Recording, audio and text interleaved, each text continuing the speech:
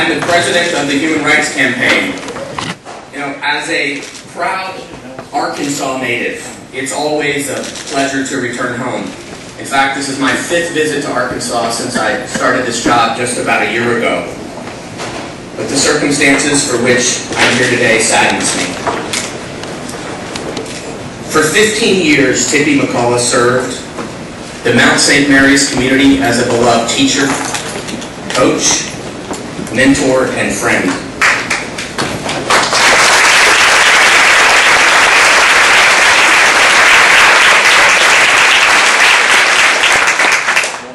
Her partner, Barb, was no secret to her fellow teachers. In fact, Barb was in many ways part of the community here at Mount St. Mary's.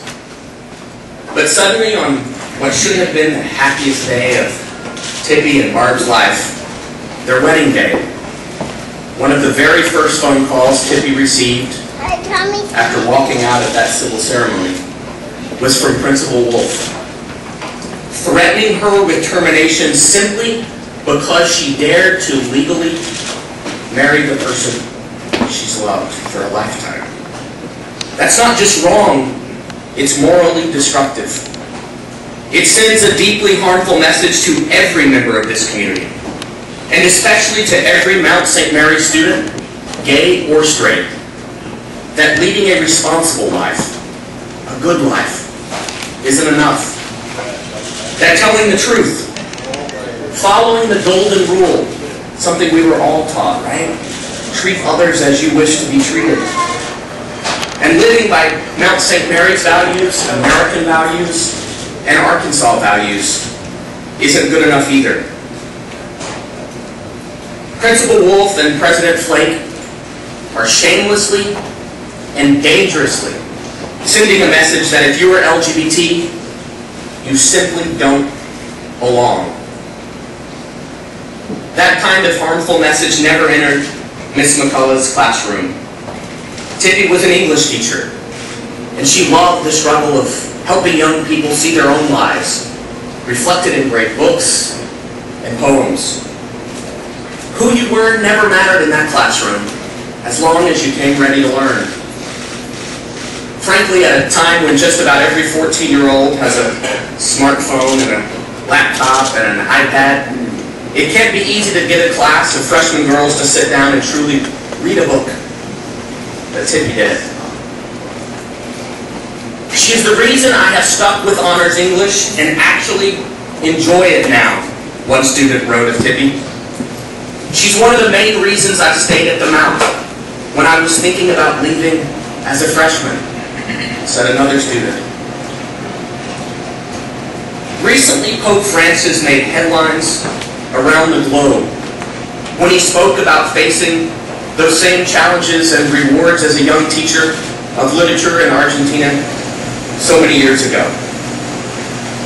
Pope Francis asked, and I quote, "Tell me, when God looks at a gay person, does he endorse the existence of this person with love, or reject and condemn this person?" He went on in another interview to say, "Who am I to judge?" Principal Wolf and President Flake's actions prove that they either didn't hear those eloquent, biblically based words by the Pope, or they don't care. But there is still time to begin the healing process and to heal the deep wounds of this injustice. Today, the Human Rights Campaign is here in Little Rock to present 50,000 signatures from all 50 states, including thousands of fair-minded Arkansans, demanding a public apology from Mount St. Mary's for their treatment of Tippi, and to call for an immediate instatement of a school-wide non-discrimination policy that will prevent this senseless discrimination from ever happening again. It's the only good and the only decent thing to do. And now it is my great honor and an incredible privilege to introduce one of Arkansas and now America's most beloved teachers, Tippi McCullough, and her wife, Barb Mariani.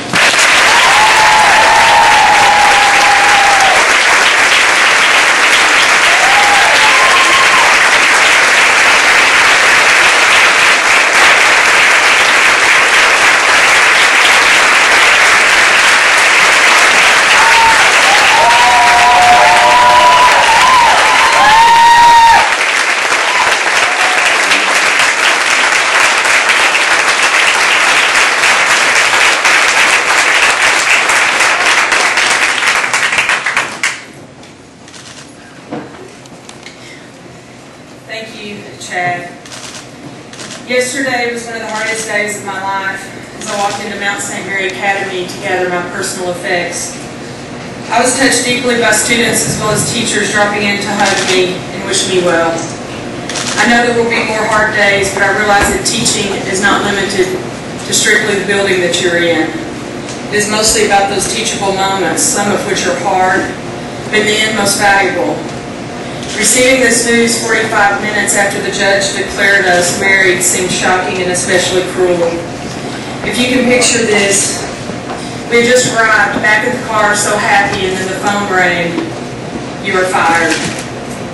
The following 4 days away from home were not the restful and peaceful ones which we had planned.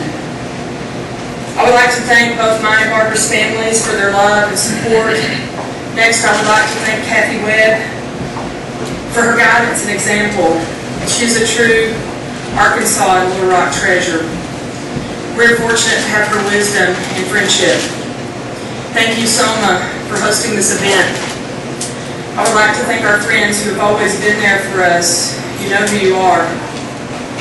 I would also like to thank the many people we don't know who have communicated their stories and encouragement.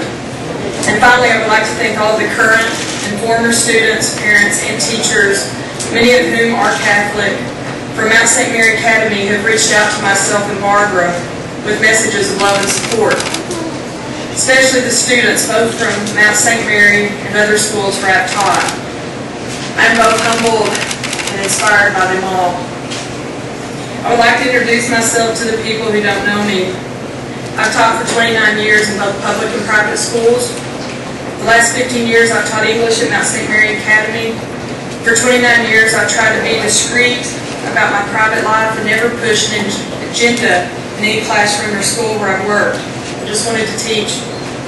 I've been a great supporter of Mount St. Mary Academy for nearly 15 years. I've encouraged people to teach there, prospective students to attend, parents to send their daughters there, and a few unhappy students to stay and graduate. I believe deeply in the mercy values and the teachers who teach there, and the students who attend.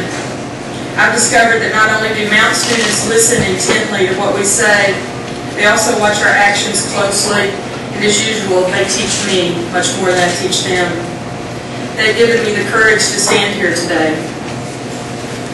When I received the phone call of my firing, I was devastated. I would have never purposely blown up my life like this.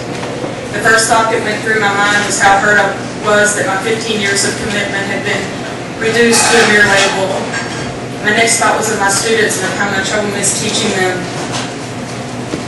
Then I thought of my mother, my strongest supporter, and of how I would break this news to her.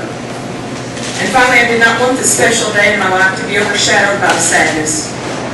I am sad about what happened, but amazed and humbled by the reaction.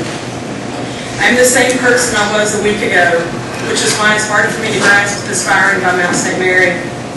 While I will not be destitute immediately because of Barbara, all of us have our obligations and commitments. There will be some hardships until I can gain employment again.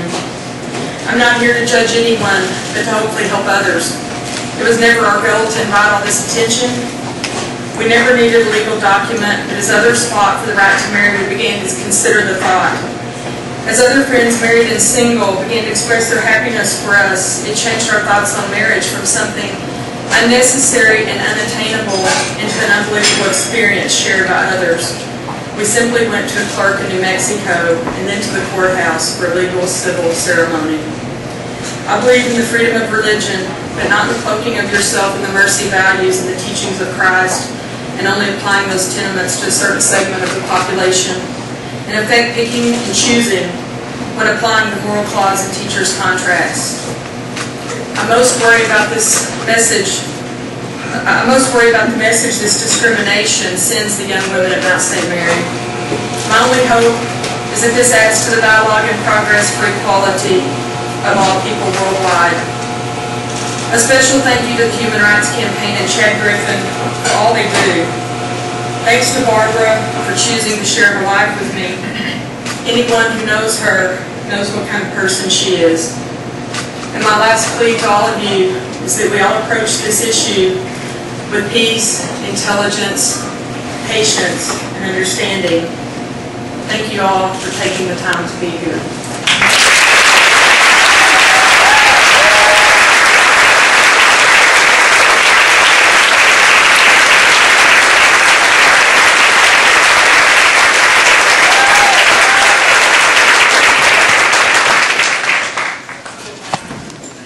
I'd like to introduce myself. My name is Barb Mariani. I'm a spouse. Tippi McCullough.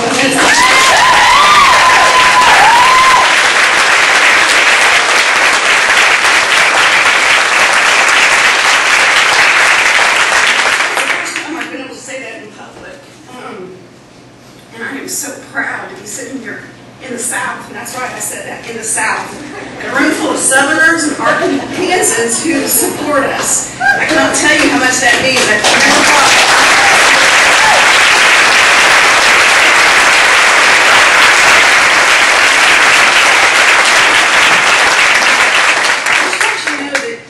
Tippi and I are very private people. Our personal life are very private. We've gone through our lives like that, just under the radar and not making waves. So this is especially hard for us.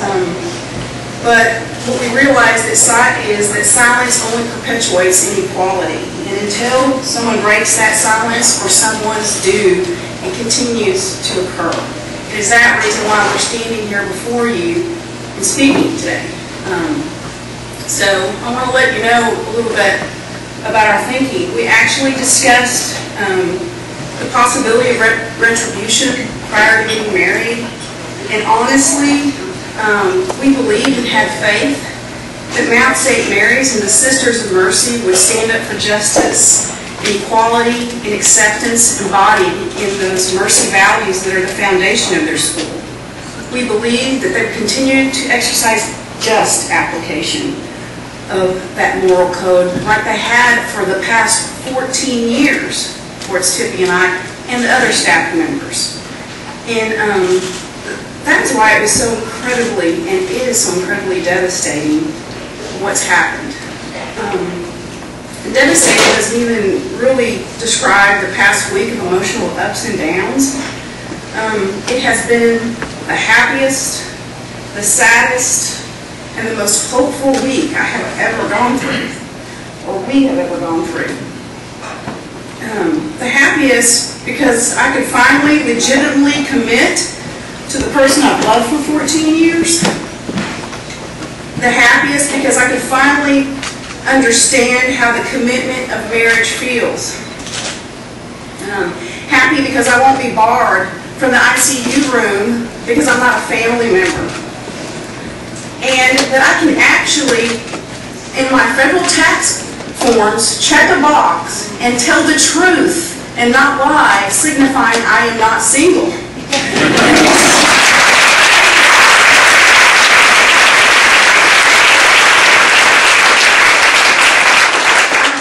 I was also the saddest I've ever been. The saddest because, let me tell you, within a 45-minute span, I had to watch Tippi be the happiest I have ever seen her, to going 2 hours of nonstop crying.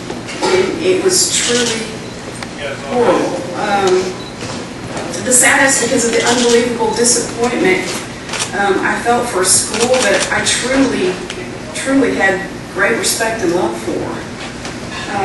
Just so unbelievably sad that some had not progressed as far as I thought they had.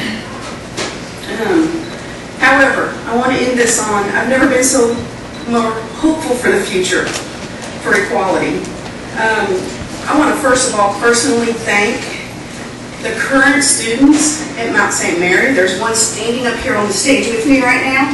I want to thank the former students of Mount St. Mary's. There's two standing up here before me now. And that's just a small, small number of those students who had the courage to refuse to remain silent and reach out and stand up in support of us and show their outrage. We are so thankful, and if it wasn't for them, I'm not sure we could have gotten through all this. I also want to thank the staff members at Mount St. Mary's. I want to be very clear about this. The majority of those people are so supportive, all right? Them reaching out with the fear of termination meant a lot to us and saying, hey, we're here. Just want you to know we're part of this and we're here. And that meant a whole lot. Of course, my friends, which I knew would stand up for me. Right? It was a given. And last, I want to thank all the Catholics, and I am saying that. I want to thank all the Catholics who've talked to us and all the Catholics who are out there who have voiced that this targeting is not their faith, and it doesn't have to be. I'm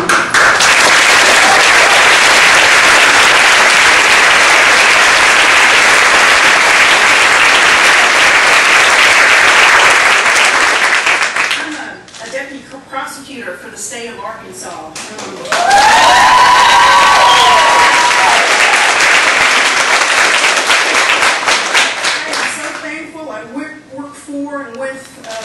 Wonderfully supportive people, because without them, I would not be standing here. We would not be standing here. I want to thank my fellow prosecutors who every day fight for justice and do so again today and come here and stand and support me. It means so much.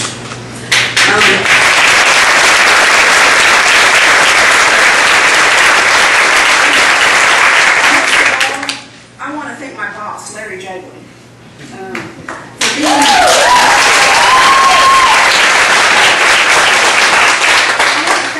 For being a man who not only believes in equality, but practices that belief and insists that everyone in our office and in his employment do the same. He insists it. It's his high standard.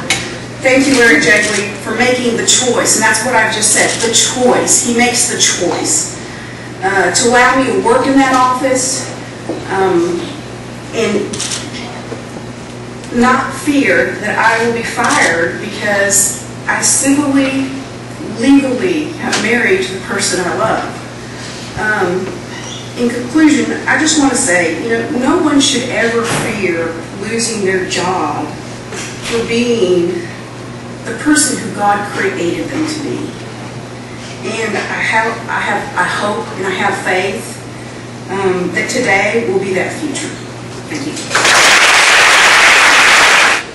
We'll now take a few questions, and then Tippi and Barb and all of us want to be able to mingle with all of you.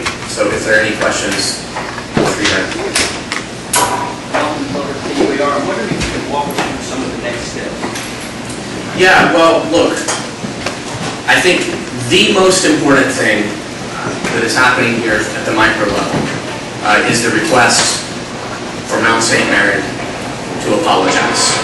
To apologize for the injustice that they have created by firing one of their most loyal, most qualified, and most dedicated teachers. That's an important first step for a healing process.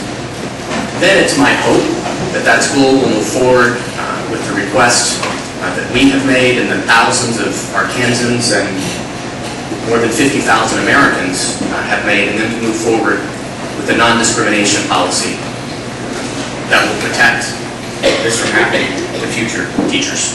I think that's important. It's important for that school, it's important for the individuals involved, and it's important for the community at large that's watching. Whether it's what they wanted or not, the spotlight of the country is now on Mount St. Mary Academy, right here in Little Rock, Arkansas. Conversations about what happened here are going on at dinner tables and lunchrooms at the workplace all across this country.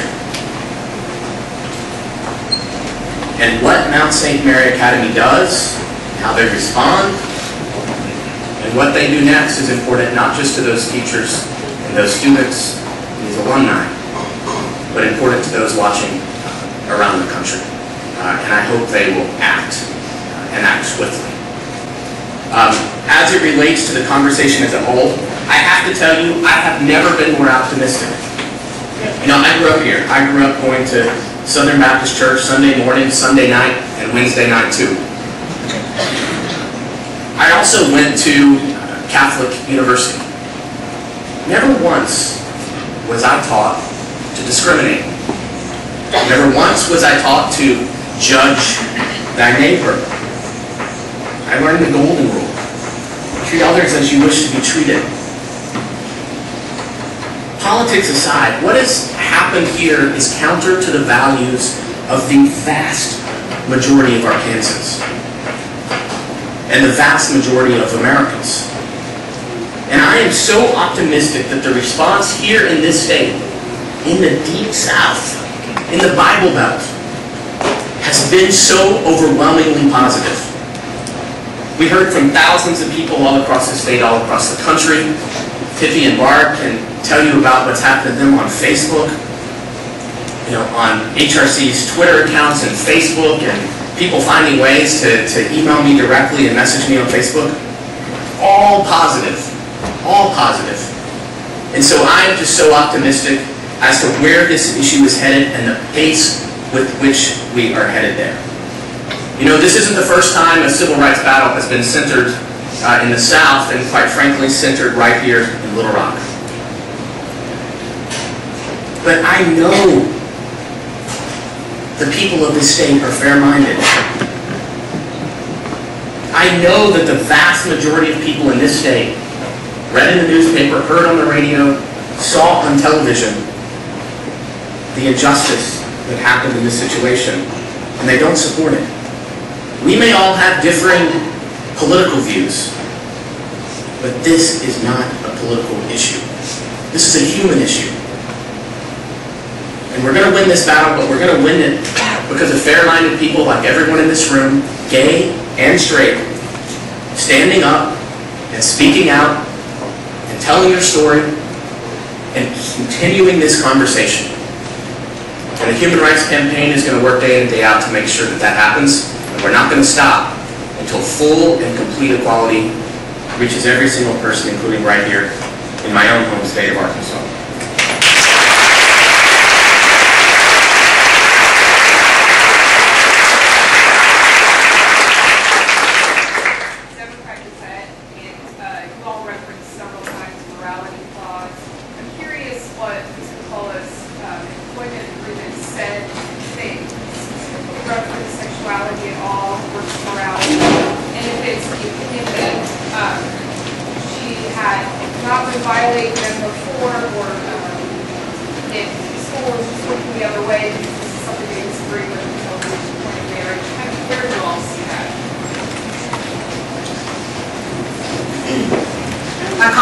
Refers to a moral clause, I believe the beginning of it says that the teachers must live a lifestyle that upholds the teachings of the Catholic Church.